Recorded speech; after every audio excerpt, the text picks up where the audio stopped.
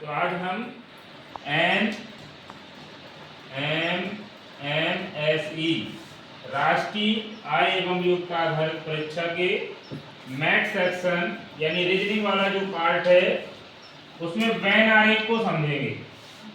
तो वेन आरेख के जब पूरे प्रश्नों को देखें कि हर साल कैसे प्रश्न आते हैं, तो वेन आरेख के ज्यादातर प्रश्न इन 4 डायग्राम पर आधारित रहे।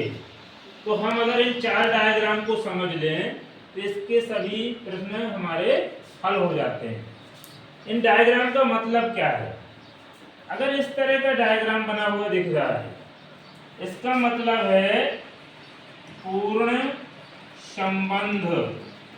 क्या है? पूर्ण संबंध। यानी ये तीनों एक दूसरे से पूरी तरह से जुड़े हुए हैं। इस डायग्राम का मतलब है कि कोई संबंध नहीं है, 3 अलग अलग चीजें हैं, यानी तीनों का अलग अलग रिश्ता है, कोई एक दूसरे से जुड़ा नहीं है। इसका मतलब है इन दोनों का तो आपस में संबंध है पूरी तरह से, लेकिन ये जो तीसरा है इन दोनों से बिल्कुल अलग है।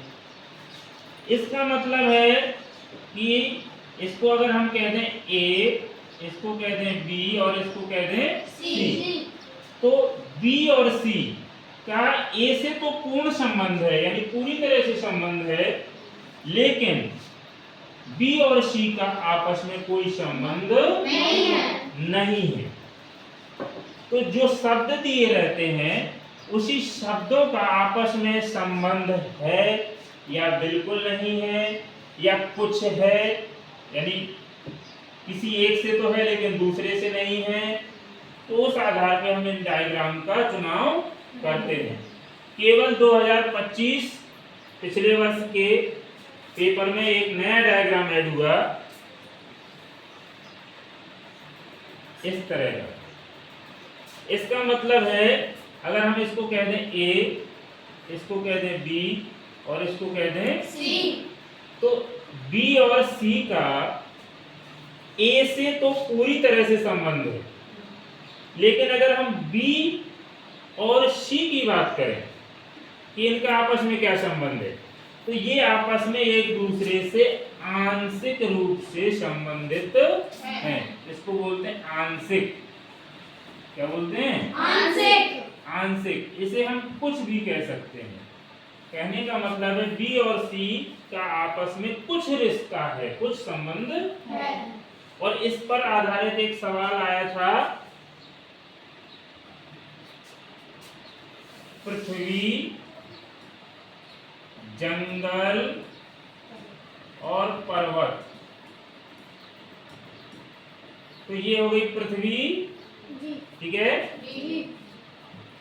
ये जंगल और ये पर्वत।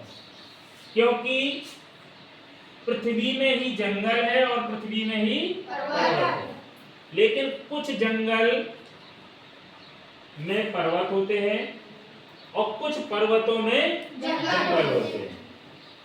तो ये संबंध इस तरह का निकलेगा, ठीक है ना। बाकी जो सवाल आपके 2010 से लेके 2024 तक आए हैं डायग्राम्स में, वो सब ये 4 डायग्राम्स पर ही रिलेटेड है।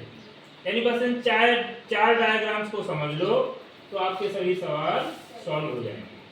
आपको सबसे पहले शब्दों को देखना है, शब्दों का आपस में संबंध निकालना है, डायग्राम बनाना है और उस आधार पर विकल्प का चयन करना है।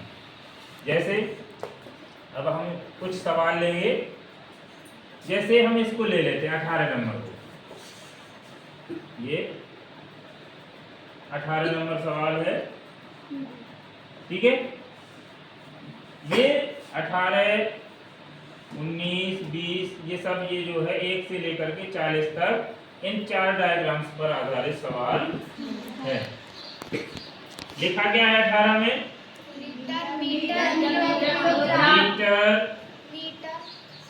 मीटर और किलोग्राम, ठीक है। तो अब देखिए लीटर धारिता मापने की इकाई है, मीटर से लंबाई मापा जाता है और किलोग्राम से द्रव्यमान यानी वजन नापा जाता है। तो हम देखते हैं कि ये तीनों अलग अलग इकाइयां हैं, नहीं है? तो आपस में इनका कोई संबंध नहीं है। तो ये डायग्राम बनेगा, ये डायग्राम बना, तो डायग्राम नंबर कौन सा है इसमें? दूसरा। लेकिन विकल्प में कौन सा हो जाएगा?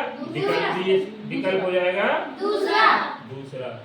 ठीक है, ध्यान देना है, जरूरी नहीं है कि जो डायग्राम हो वही विकल्प का आंसर हो। आपको देखना है डायग्राम कौन सा बना, फिर वो डायग्राम की संख्या किस विकल्प में दी गई है, ये ध्यान देना। जैसे ये है 20 नंबर, उत्तर प्रदेश लखनऊ विधानसभा।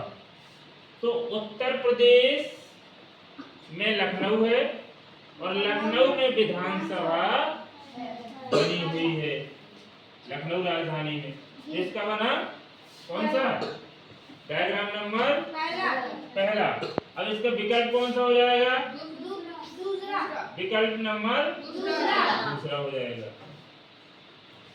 अगर हम इसकी बात करें तो क्रिकेट जहीर खान अमित मिश्रा। अब क्रिकेट एक खेल है, जहीर खान एक क्रिकेटर रहे हैं, लेकिन अमित मिश्रा कोई क्रिकेटर नहीं है। क्रिकेटर नाम सुना है कभी अमित मिश्रा का? ये क्रिकेट खेला है, तो ये जो है बाहर हो जाएगा, फिर इसका इनसे कोई संबंध नहीं है। ठीक है, जहीर खान का क्रिकेट के से संबंध है, तो फिर ये कौन सा बना? तीसरा बना। विकल्प कौन सा हो जाएगा? पहला। विकल्प हो जाएगा पहला। ठीक है, इस तरह से हम 21 देखते हैं, इतिहास, आधुनिक इतिहास, दर्शन शास्त्र। तो इतिहास एक विषय है, इस विषय के अंतर्गत हम दोनों विषय पढ़ते हैं, चाहे वो आधुनिक इतिहास नहीं, आधुनिक इतिहास पढ़ते हैं, मध्यकालीन इतिहास, प्राचीन कालीन, लेकिन दर्शन शास्त्र एक अलग विषय है कि नहीं? तो ये इस तरह का डायग्राम बनेगा। ये इतिहास के अंदर आ जाएगा आधुनिक इतिहास, दर्शन शास्त्र अलग विषय हो गया। तो डायग्राम नंबर तीसरा, विकल्प नंबर चौथा। ऐसे बनेगा नहीं बनेगा?